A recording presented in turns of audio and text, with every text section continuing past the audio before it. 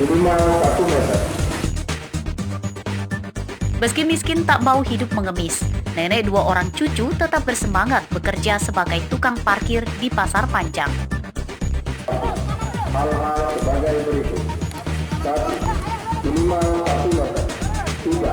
Sering mencuci tangan menggunakan sabun. 4.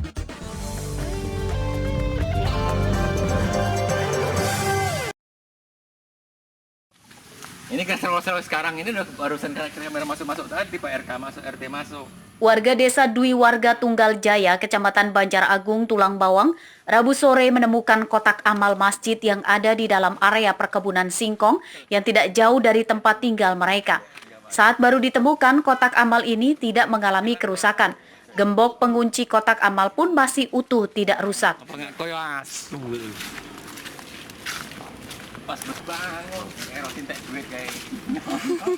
Kuat dugaan kotak amal ini sengaja dibuang oleh orang yang mencurinya dari masjid. Namun karena diintip tidak berisikan uang, kotak amal dibuang begitu saja. Dari lokasi warga juga menemukan jejak kaki pelaku pembuang kotak amal ini. Kondisinya bagaimana? Kondisinya sudah terbalik. Cuman gemboknya masih terkunci. Gemboknya aman, cuman isinya tidak ada lagi. Di kebun ya? Di dalam kebun singkong. Perkiraan dalam pelakunya dia jalan kaki. Pas ngebuangnya? Kalau ngebuangnya. Ditemuin jejak kaki nggak sih? Jejak kaki ada. Enggak ya? Sebelum hujan tadi. Setelah dicari tahu, kotak amal yang ditemukan di dalam perkebunan singkong ini ternyata milik Masjid Nurul Iman yang terletak di tetangga desa Tunggal Warga atau tetangga desa dari TKP penemuan. Kotak amal itu sempat dicari oleh pengurus masjid karena hilang. Memang saya sempat melihat, memperhatikan tapi sebentar gitu. Apakah orang itu mau ngapa gitu kan. Nah, dan juga ada yang keluar dari masjid. Nah, begitu. Ciri-cirinya? Kalau ciri-ciri orang yang duduk di motor itu rambutnya ikal, itu yang saya perhatikan. Kalau motornya itu motor butut sih. Oleh warga yang menemukan kotak amal yang dibuang pencuri ke perkebunan singkong ini kemudian dikembalikan. Beruntungnya pengurus sempat mengambil uang dalam kotak amal sebelum hilang dicuri. Kasus ini tidak dilaporkan ke polisi. Mustaqim melaporkan dari Tulang Bawang. Singkongan.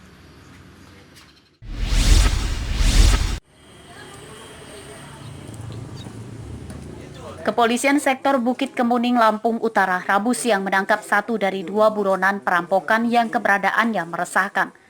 Pelaku yang ditangkap bernama Pendi, warga Simpang Mejungkut, Kecamatan Labuhan Ratu, Lampung Utara. Sementara seorang temannya berinisial AR kini masih buron.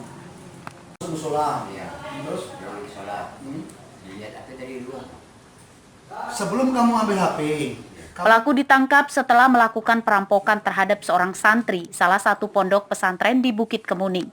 Dalam aksinya, pelaku nekat masuk asrama korban dan mengambil telepon genggam korban. Saat aksinya dipergoki, korbannya diancam dengan senjata tajam dan pelaku pun akhirnya kabur. maling di mana? Di musola. Musola. Gimana kamu ngelakuinnya? Orang lagi sholat subuh.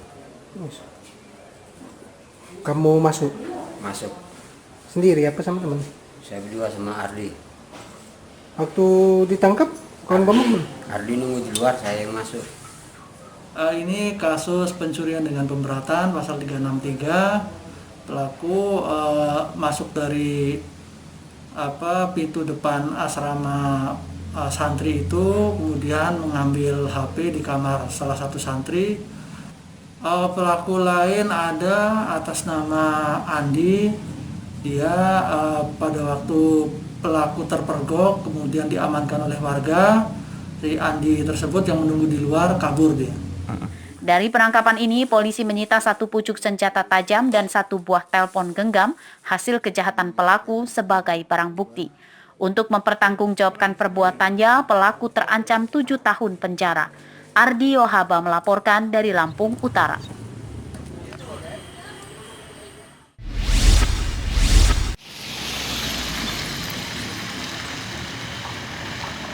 Jalan etanol di Desa Tunggal Warga, Kecamatan Banjar Agung, Tulang Bawang akan dilebarkan.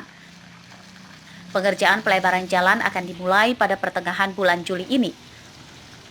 Rabu siang, Dinas Pekerjaan Umum dan Bupati Tulang Bawang Winarti turun ke lokasi untuk melakukan pengecekan persiapan. Jalan etanol ini nantinya akan dibuat 2 jalur dengan panjang 500 meter. Pelebaran jalan bertujuan untuk memperlancar arus lalu lintas di tengah pusat perekonomian yang berdampingan langsung dengan pasar modern Unit 2 Tulang Bawang. Setelah jalan, drainase sisi badan jalan yang kini kumuh juga akan dilakukan normalisasi. Pembiayaan pelebaran jalan etanol Tulang Bawang dianggarkan sebesar 3 miliar rupiah. Di kacamata PUPR ini pelebaran ini ataupun kita overlay itu 500 berarti 1 kilometer. Cuman kalau di mata awam lebar dan ininya dan panjang itu 500 meter. Untuk anggaran yang kita siap? Anggarannya juga? Melalui APBD. Dan ini kita rencanakan di tahun ini, insya Allah pelaksanaannya secepatnya, anggaran kurang lebih memerlukan anggaran 3,8 miliar. Pada hari normal saat ini, arus lalu lintas di jalan etanol sudah rutin macet, khususnya saat pagi hari. Penyebabnya karena banyak kendaraan warga yang parkir memakan badan jalan saat berbelanja di kawasan pertokoan ini. Mustaqim melaporkan dari Tulang Bawang.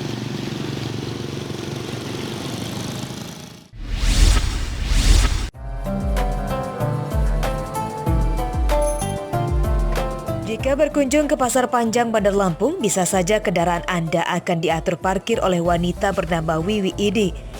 Yang sehari-hari, nenek 2 orang cucu ini bekerja sebagai tukang parkir di Pasar Panjang Bandar Lampung.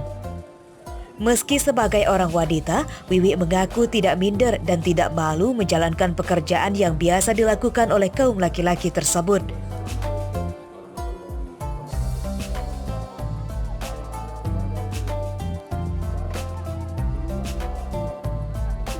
Wiwi mengaku menjadi tukang parkir di pasar ini sudah sejak tahun 2012 lalu.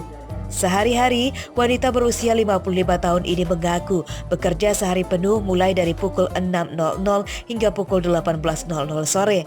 Meski tidak melimpah, namun penghasilan dari sebagai tukang parkir dinilainya cukup untuk membantu penghasilan suami yang sehari-hari bekerja sebagai buruh serabutan.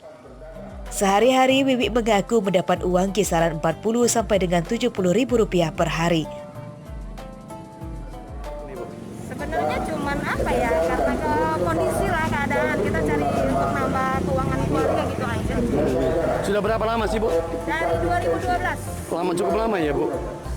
Bu, dengan melakukan profesi ini, Ibu kan sebagai kaum hawa ya, ada perasaan minder atau seperti apa? Enggak juga, enggak, biasa aja.